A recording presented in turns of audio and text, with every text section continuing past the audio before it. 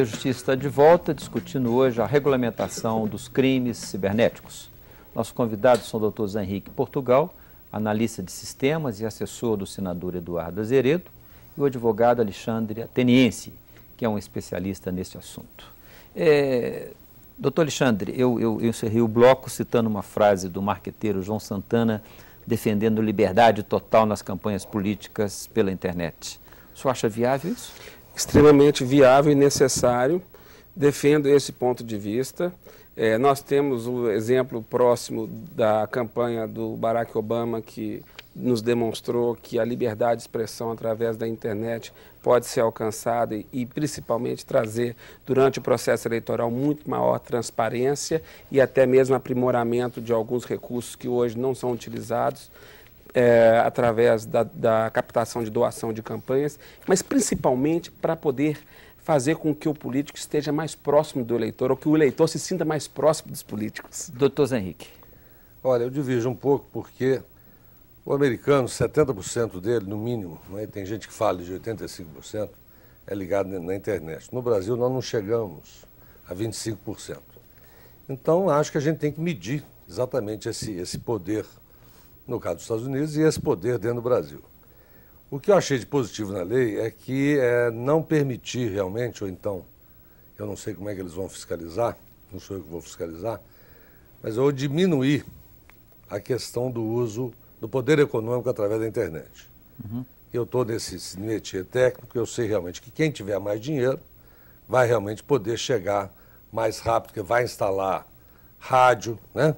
Então imagina assim, isso acontece, já acontece hoje, então a pessoa vai instalar a banda larga nas cidades onde ele tem interesse, entendeu? De alguma maneira ele vai fazer uma pressão, e isso é poder econômico do mesmo jeito que você fazer doação de campanha, etc.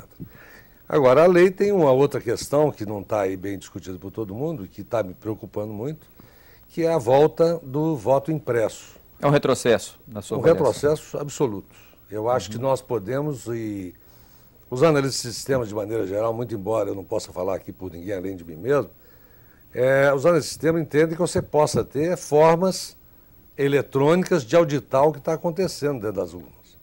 Seja através de uma segunda urna que verifica a primeira e essa segunda urna é oferecida pelos partidos. Seria feito por amostragem? Por amostragem, mas uma amostragem sistemática. Então, assim, aconteceu o voto, aconteceu, gravou o arquivo digital, que pouca gente sabe, que hoje existe um arquivo onde são gravados todos os votos, obviamente fora da ordem de votação, para não permitir identificação, e que até então a Justiça Eleitoral tem tido muita restrição para permitir que os partidos utilizem esses arquivos. Perfeito. Doutor Alexandre, como resolver essa questão levantada pelo doutor Zé Henrique Portugal do excesso do poder econômico interferindo no processo?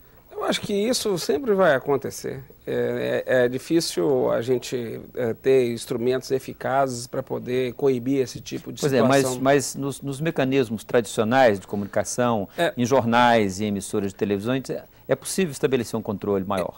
Eu acho o seguinte, eu acho que o erro fundamental desse projeto, do meu ponto de vista pessoal, nem é o ponto de vista talvez que a própria OAB defende, é de que há um equívoco em tentar fazer, no tocante à propaganda eleitoral na internet, há um equívoco em tentar adotar para a internet as mesmas regras de controle que existe para a televisão.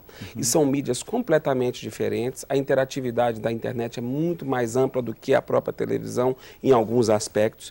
Então, o que eu acho duvidoso é o êxito em relação ao monitoramento de todas as regras restritivas que existem em relação a esse projeto. É essa a minha dúvida que persiste em relação a isso. Quer dizer, mesmo se for criada a lei, vai ser muito difícil na prática, o controle. Exatamente, principalmente porque se você consegue colocar um site no exterior e fazer com que através desse site haja repercussão de toda a sua campanha de formas a tentar burlar isso, muitas vezes, a não ser que se faça um trabalho de monitoramento absoluto, constante e principalmente reagindo rapidamente aos incidentes, muitas vezes vai ser difícil fazer com que haja esse controle. Doutor Zé, por exemplo, o debate, você vê, o debate na internet, se você tiver que convidar realmente todos os candidatos, não tem espaço. Não tem espaço. Agora, é uma evolução, eu não tenho dúvida que isso é uma evolução. Eu acho que seria importantíssimo que a gente conseguisse ter como a eleição é um negócio que tem que ser legítimo, estrito senso, quer dizer, tem que legitimar a vontade do eleitor, eu acho que o TSE vai ter uma dificuldade muito maior de ir para trabalhar esse assunto, seja através de monitoramento, seja através realmente de negociação e de rapidez. É aquela questão, o direito eleitoral é fugaz.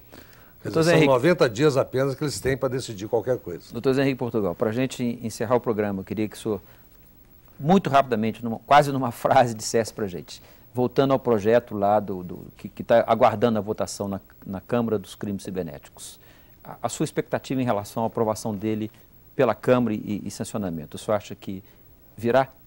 Eu acho que virá porque já existe uma lei aprovada em 2003, que é uma questão regimental. Então, a lei de 2003, que foi substituída por termos do Senado.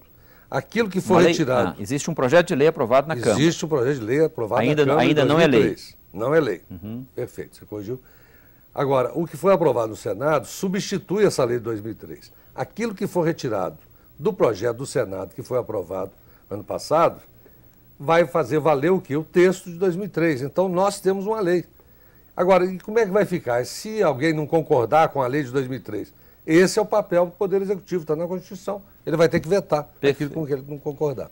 Doutor Alexandre Taniense, sua expectativa em relação à aprovação? Olha, nessa dança de cadeiras que se alonga há mais de 10 anos em relação à tramitação desse projeto, eu acho que o futuro ainda é muito incerto, porque se o presidente vem já acenando que vai vetar alguns dispositivos, eu temo ainda que muitas mudanças vão acontecer, que nós não estamos por dentro ainda de todos os jogos de bastidores que estão acontecendo em Brasília. Aos 47 minutos do segundo tempo, acredito que vão ser retirados parte desse texto. Não me pergunte para saber quais seriam esses textos, que talvez isso esteja sendo tratado assim a 7 chaves, mas é um assunto que nós vamos ter que monitorar, porque, de qualquer maneira, mesmo que prevaleça esse texto de 2003, ainda assim já vai ser um avanço, porque nós vamos ter regulamentadas algumas condutas que precisam ser punidas. Agora, só não sabemos qual vai ser o tamanho dessa retirada de texto que pode vir a acontecer. Perfeito. Doutor Alexandre Taniense, muito obrigado pela sua participação aqui no Via Justiça. Eu que agradeço. Doutor Zé Henrique Portugal, mais uma vez, muito obrigado pela sua presença aqui. Eu que agradeço, em nome do senador Eduardo Azeredo. O Via Justiça de hoje termina aqui. O nosso programa é uma parceria da TV Assembleia com a Associação dos Magistrados Mineiros. Lembramos que a sua participação com críticas, perguntas e comentários será sempre bem-vinda. Você pode enviá-los para a nossa equipe de produção pelo telefone 31 3079 3453 ou pelos nossos 2 endereços eletrônicos, tv@almg.gov.br ou viajustiça@amarges.com.br. Até a próxima semana.